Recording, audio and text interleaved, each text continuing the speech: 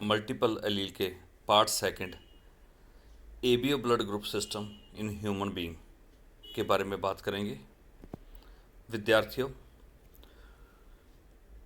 सन 1900 में doctor Karl Landsteiner ने यह पता लगाया कि सभी मनुष्यों का ब्लड ग्रुप एक समान नहीं होता, जिस कारण हम बिना बताए एक मनुष्य के रक्त को दूसरे मनुष्य में ट्रांसफ़र नहीं कर सकते थे, क्योंकि बिना देखे परखे एक मनुष्य के रक्त को जब दूसरे मनुष्य के रक्त के साथ मिलाया जाता था तो उसमें क्लॉटिंग की क्रिया हो जाती थी। अतः क्लॉटिंग की क्रिया से बचने के लिए कार्ल लैंडस्टीनर ने मनुष्य के रक्त को 4 भागों में बांटा, जिन्हें क्रमशः blood group A, blood group B, blood group A B and blood group O. ये 4 भाग ब्लड में पाई जाने वाली आरबीसी अर्थात लाल रक्त कणिकाओं की मेम्ब्रेन पर पाए जाने वाली विशेष प्रकार की एंटीजन की उपस्थिति अथवा अनुपस्थिति पर निर्भर करता है। जिस ब्लड के आरबीसी की सतह पर एंटीजन ए पाया जाता है उसे ब्लड ग्रुप ए, जिस आरबीसी की सतह पर एंटीजन बी पाया जाता है उसे ब्लड ग्रुप बी, जिस आरबीसी की सतह पर दोनों प्रकार के एंटीजन अर्थात ए एंड बी पाए जाते हैं उसे ब्लड ग्रुप ए बी, और जिसमें दोनों प्रकार के एंटीजन अनुपस्थित होते हैं उसे ब्लड ग्रुप ओ कहते हैं।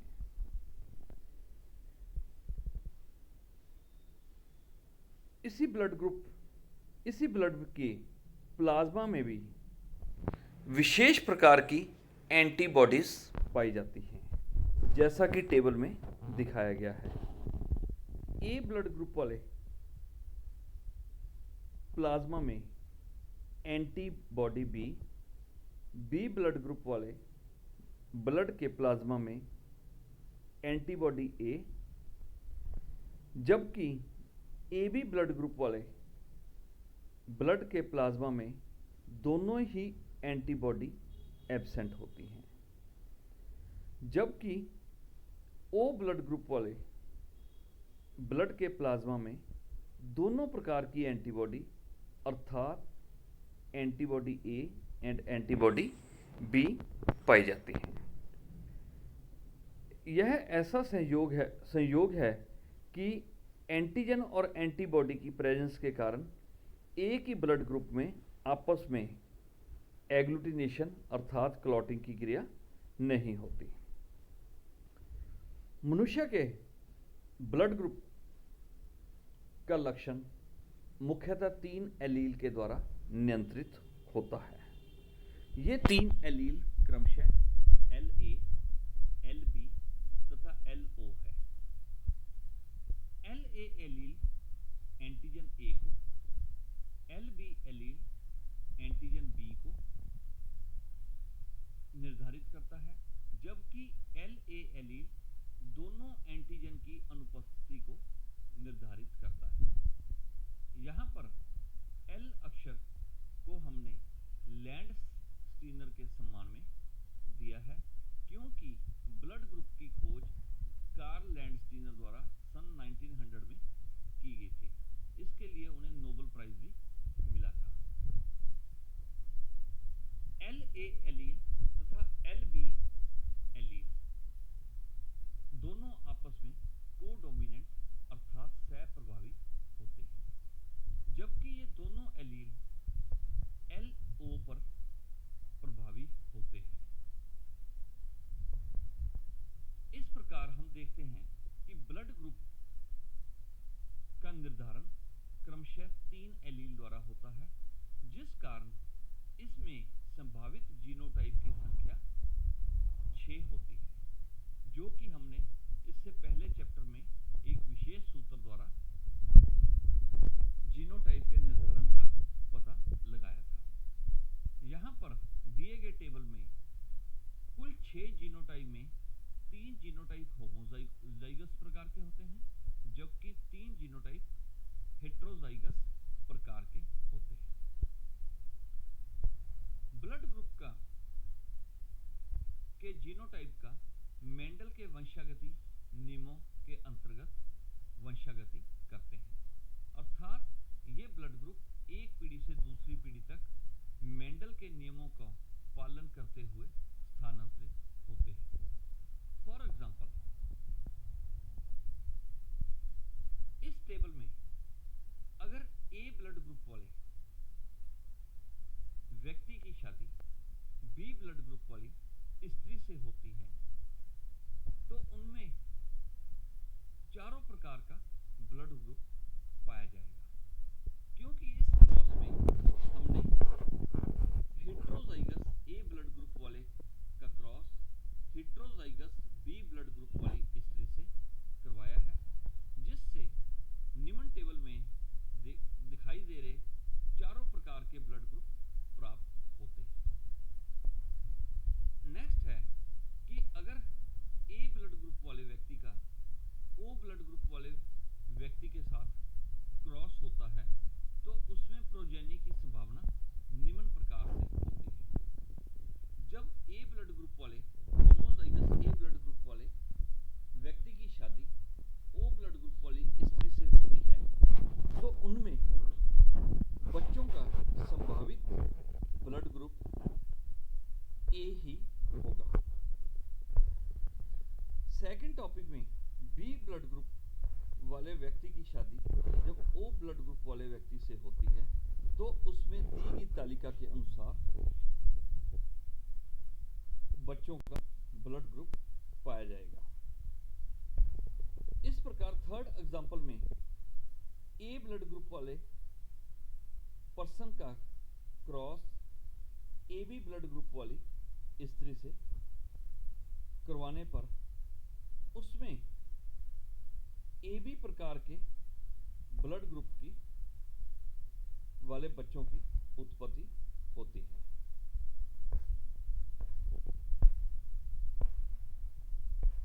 आगे वाले टेबल में possible blood group of children का पता लगाया जा सकता है।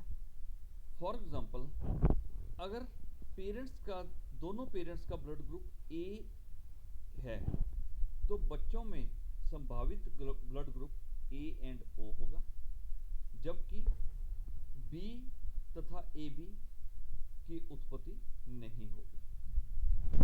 इसी प्रकार सेकंड पॉइंट में देखिए कि ए ब्लड ग्रुप वाले व्यक्ति की शादी बी ब्लड ग्रुप वाली स्त्री से होती है तो इसमें चारों प्रकार के ब्लड ग्रुप की संभावना होगी।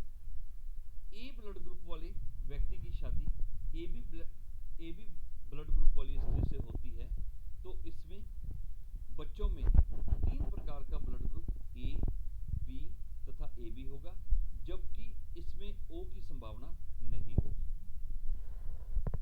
नंबर 4 पॉइंट, ए ब्लड ग्रुप वाले व्यक्ति का क्रॉस ओ ब्लड ग्रुप वाली स्त्री से होने पर उनके बच्चों में ए तथा ओ ब्लड ग्रुप वाले बच्चे पैदा होंगे, जबकि बी तथा ए बी ब्लड ग्रुप वाले बच्चों के पैदा नहीं होंगे। 9th नंबर पर आए तो हम देखते हैं कि अगर फादर का ब्लड ग्रुप ए बी है और माता का ब्लड ग्रुप ओ है तो बच्चों में ए तथा बी ब्लड ग्रुप होने की संभावना है, जबकि ओ एंड ए बी की संभावना नहीं है। इस प्रकार दी गई तालिका से हम किसी भी कपल के होने वाले बच्चों में ब्लड ग्रुप की संभावना का पता लगा सकता है। आज से पहले लीगल मैटर पे भी इस प्रकार से हम बच्चों का पता लगा सकते थे कि फलां पेरेंट्स के बच्चे किस ब्लड ग्रुप वाले होंगे। नेक्स्ट सारणी में ट्रांसफ्यूजन की संभावना देखी जा सकती है।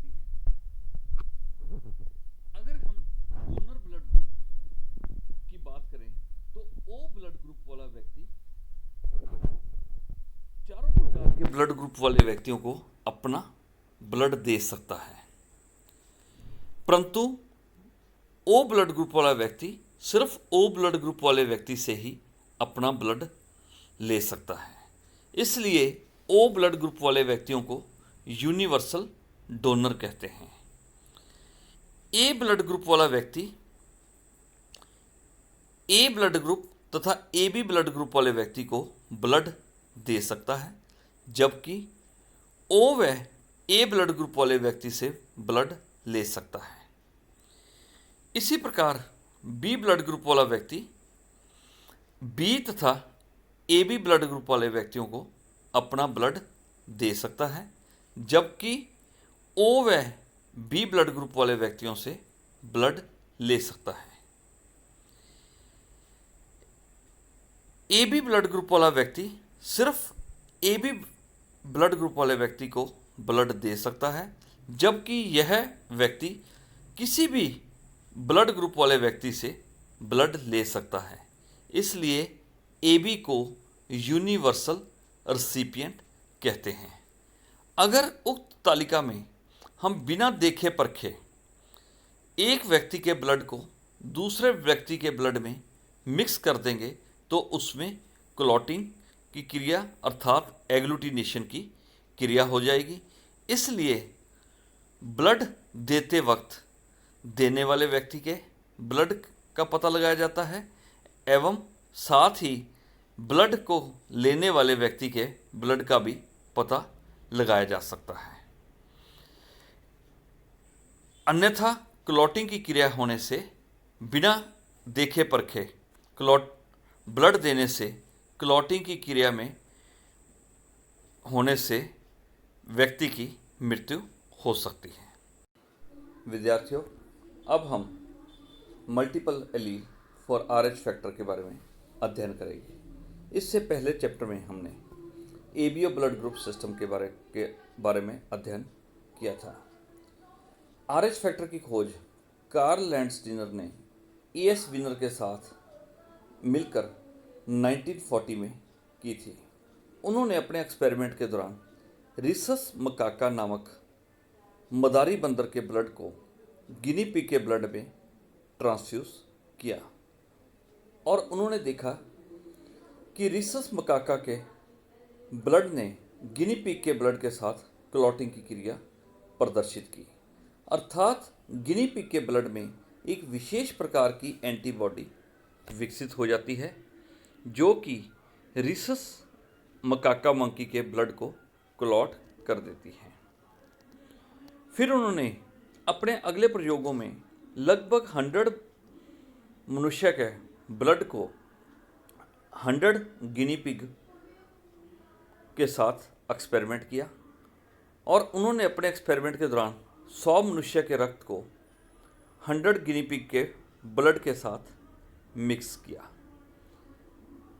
अधिकांश प्रयोग के दौरान पाया गया कि अधिकांश मनुष्य के ब्लड ने गिनी पिग के ब्लड के साथ क्लॉटिंग कर वही क्रिया दर्शाई जो क्रिया रिसस मकाका मंकी के ब्लड ने गिनी पिग के ब्लड के साथ एग्लूटिनेशन की क्रिया प्रदर्शित की, जबकि बहुत कम मनुष्य के ब्लड ने कोई प्रभाव नहीं दर्शाया।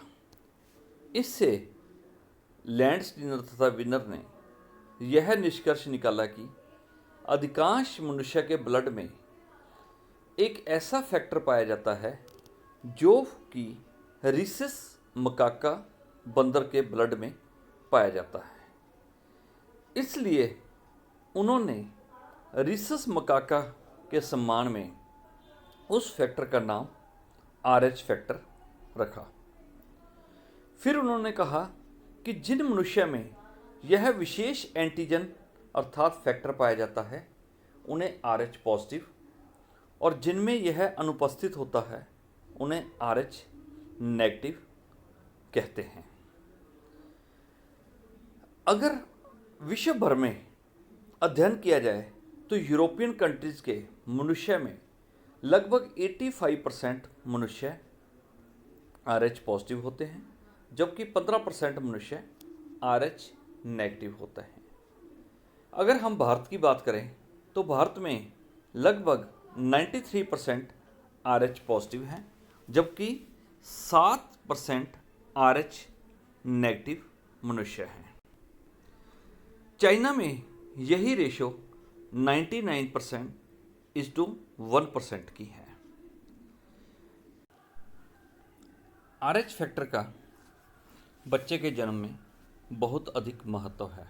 अगर RH पॉजिटिव मेल की शादी RH नेगेटिव फीमेल के साथ हो जाती है तो फर्स्ट प्रेगनेंसी के दौरान RH पॉजिटिव चाइल्ड का जन्म होता है और यह प्रेगनेंसी सामान्य होती है। परंतु गर्भावस्था के दौरान RH पॉजिटिव चाइल्ड से RH पॉजिटिव एंटीजन प्लेसेंटा द्वारा मदर के ब्लड में होते हुए शरीर में पहुंच जाते हैं और मदर सेंसिटाइज हो जाती है, जिसके फलस्वरूप मदर के ब्लड में विशेष प्रकार की एंटीबॉडी, जिसका नाम एंटी RH होता है, का निर्माण हो जाता है। 2-3 साल पश्चात जब वही कपल के सेकंड प्रेगनेंसी की होती है तो उस समय भी डेवलपिंग चाइल्ड RH पॉजिटिव होता है, परंतु इस समय फीमेल की बॉडी में उत्पन्न हुई एंटीबॉडी अर्थात एंटी RH प्लेसेंटा द्वारा होते हुए डेवलपिंग चाइल्ड तक पहुंच जाती है और उसकी RBC को नष्ट करना शुरू कर देती हैं, अर्थात RBC में हीमोलाइसिस की क्रिया शुरू हो जाती है और RBC फटना शुरू हो जाती हैं। इस रोग को एरिथ्रोब्लास्टोसिस फिटेलिस रोग कहते हैं। यह रोग पहली प्रेगनेंसी के दौरान नहीं होता क्योंकि उस समय फीमेल सेंसिटाइज्ड नहीं होती, परंतु दूसरी प्रेगनेंसी के दौरान यह रोग अपना प्रभाव दर्शाता है। परंतु इससे बचने के लिए आजकल विशेष प्रकार के इंजेक्शन रोगम द्वारा इस बीमारी का इलाज किया जाता है।